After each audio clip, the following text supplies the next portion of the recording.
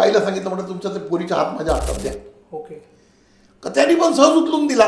त्या टायमाला मी बसने जायचो तर तिकडे ते नीता ट्रॅव्हलची बस असायची. तुम्ही जा बाबांकडे. ते बाबांनी केलाय चमत्कार. मला तर काही माहीतच नाही पडत. पिरियड गेला आणि मी त्याला हॉटेलमध्ये नेला, त्याला आंघोळ घातली आणि त्याला झोपवली.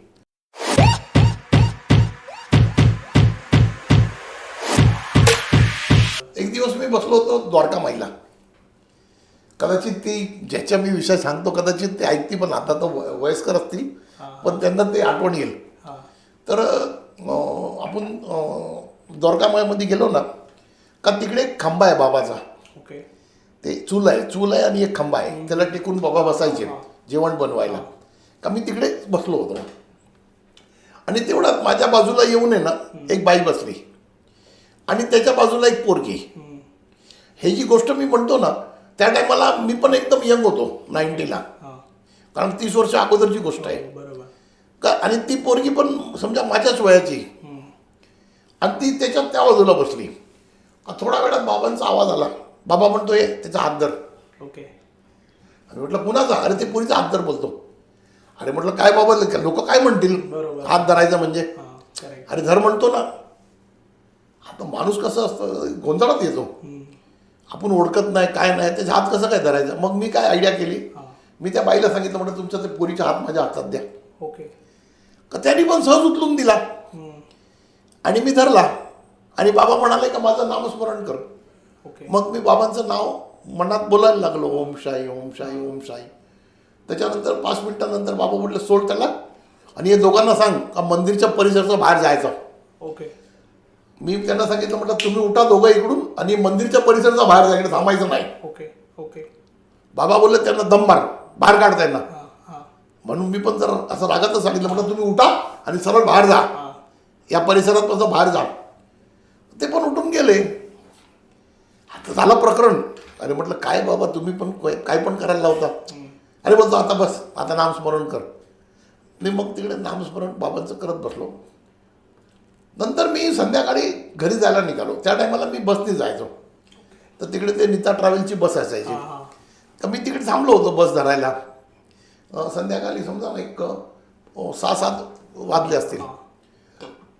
तेवढं ती ही जी गोष्ट आहे ना दुपारची आहे. ओके. 1 वाजताची आणि संध्याकाळी 5-6 वाजता मी थांबलो होतो आणि ती बाई आली आणि माझे पाय पडायला लागले. अरे म्हटलं काय झालं तुम्ही पाय कशाला पडता. तेव्हा त्यांनी जी मला कहाणी सांगितली ना का माझी मुलगी 2 वर्षापासून त्याला हे नव्हता, हौसत नव्हता. ओके. ती काही काम नाही करायची, कुठे पण बाथरूम करायची, त्याला काही माहीतच नाही पडायचं. ओके. कोणाशी बोलायची नाही, कोणाची काय नाही. आणि तुम्ही हात धरला आणि आम्ही परिसराचा बाहेर गेलो का त्याला मासिक गेली, म्हणजे असं पिरियड गेला. आणि मी त्याला हॉटेलमध्ये नेला, त्याला आंघोळ घातली आणि त्याला झोपवली. उठल्यानंतर ती एकदम बरी आहे, म्हणजे पहिल्यासारखी. ओके. नॉर्मल झाले. एकदम नॉर्मल. मग ती पोरगी पण पाया पडायला. अरे म्हटलं मला मी काय नाही केला, तुम्ही जा बाबांकडे. ते बाबांनी केलाय चमत्कार. मला तर काही माहीतच नाही पडत. तुम्हाला बाबांनी सांगितलं हात धरा, मी हात धरला. तुम्ही जाऊन बाबांना म्हणजे तुम्ही थँक्यू करा, मी नाही काय केला. हे अशी गोष्ट म्हणजे बाबा आहे ना कुणासाठी काय करतात ते तुम्हाला नाही कळणार. बरोबर आहे. ते तुम्हाला कळणार नाही. कधी कळणार? सगळ्या झाल्यानंतर कळणार काही कशासाठी केला. करेक्ट. हे जी अशी कहाणी आहेत ना, आज लोक म्हणतात ना का अरे बाबा तू अच्छा मी काय वैद नाही का, मी काय एवढं शिकलेलं नाही, मी काय डॉक्टर नाही. पण जर का मी बिमारीवर ग्रंथ लिहिला, त्याला ग्रंथच म्हणू शकतो आपण. बरोबर. 108 बिमाऱ्यांचा विलाज लिवला आणि लोक आज त्याला वापरतात. खरं. आणि त्यांना साक्षरचा फरक पडतो. आणि डॉक्टर लोक येतात कार्यक्रमला, डॉक्टर लोक येतात विचारायला. हे कोण करू शकतो? राईट. हे सद्गुरूच करू शकतो. बरोबर. एवढं नॉलेज. ते जे लोक म्हणतात ना का जुन्या जमान्यामध्ये जसं इस्रायली म्हणतात का तोरात हे झाला, आकाशातनं उतरला, कुराण आकाशातनं उतरला, तसं ही जी बिमारीची बुक आहे ना हे बाबांनी आकाशातून उतरवलेली आहे. कारण ते मला सांगत गेले आणि मी करत गेलो करेक्ट. आणि लोक बरं व्हायला लागले. बरोबर. तर म्हणजे त्या टायमाला जे लोक म्हणतात ते चुकीचं नाही. राईट. जे त्या टायमाला लोक म्हणतात ना का व्हायब्रेशन, ते चुकीचं नाही. हे हे हे जे प्रचिती आहे ना, हे कधी होतं? हळूहळू तुमचा विश्वास कायम होतो. आता एकाचा पाय सुजत होता, ऑफिसमध्ये आला. आत्ता एक 6 महिन्या पहिल्याची गोष्ट आहे, वर्षभर पहिल्याची. ते श्रीवास्तव म्हणून आहे इकडे, तुमच्या तिकडे ठाण्याला ते कासरवाडीला जातात. Okay okay. ते आले, अरे बोलतो परवीन भाई तुम इतना सब करता, इलाज मेरा पैर सूज रहा है. म्हटलं तुम्ही एक काम करो, वो युरिक ॲसिड आहे, त्याला युरिक ॲसिडनी पाय सुजायचा. ओके. मी बाबाला विचारलं, बाबा काय करू? बोलो काय नाही, त्याला सांग सुपारी खिशात ठेव. हां हां. ते आपण जे पूजात सुपारी ठेवतो ना, कच्चा सुपारी, हां. ते खिशात ठेव. मी त्याला सांगितलं जेब में रखो सुपारी, नाही सुजेगा. त्यांनी ठेवला. आठवड्यानंतर सांगतो, अरे अभी सुचताही नाही आहे. ओके. हे विलाज आहे.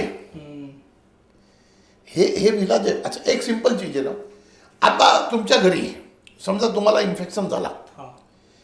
खोकला सर्दी झाली, थोडा 1-2 दिवसानंतर तुमच्या घरातल्या दुसऱ्या लोकांना पण होतो. करेक्ट. हां. त्याला इन्फेक्शन आहे. हो. बरोबर आहे. पण तेच जागेला तुम्हाला झालं, तुम्ही निलगिरीचं तेल आणायचा. हे मेडिकलमध्ये भेटतो, ॲपेलेक्स्टिक ऑइल म्हणतात त्याला. ओके. ते आणायचा. ते आणून आपल्या घरातले जेवढे पडदे आहेत ना, पडदे चादर, त्याच्यावर थोडं थोडं लावून टाकायचं. अच्छा. का त्याचा जो वास येतो ना, त्या वासने ते जंतू मरतात. ओके. मग ते इन्फेक्शन आहे तुमचं पण बरं होणार. Okay okay. तुम्ही काही दवा न घेता पण तुमचं बरं होणार. तुम्ही रुमालामध्ये लावा आणि असा श्वास घ्या किंवा कपड्यात लावून घ्या. हां हां हां. कारण ते जंतू आहेत ना, ते हव्यात आहे, ते हव्यात पसरतात. मग तुम्ही निलगिरीचा तेल लावला का ते मरतात. बरोबर. तसंच जर का तुम्ही निलगिरी लावून तुमचं अंग बरोबर होतो, तर मग बाबांनी सांगितलं सुपारी ठेवून युरिक ॲसिड बरोबर होतो. करेक्ट. कारण युरिक ॲसिड वाढतो कसाला? हां. आपली जे बॉडी आहे ना, आपली बॉडी हे इलेक्ट्रोमॅग्नेटिकवर काम करते. आणि आपला ओरा आहे ना, त्या ओरातनं ते वेव्स जातात अंगात. समजा कुठली वेव्ज असेल का ज्याच्याने ॲसिड वाढतो, तर सुपारी ठेवली का ती वेव्ह थांबते, मग ॲसिड वाढत नाही. करेक्ट. हां. हे सगळं सायन्स आहे.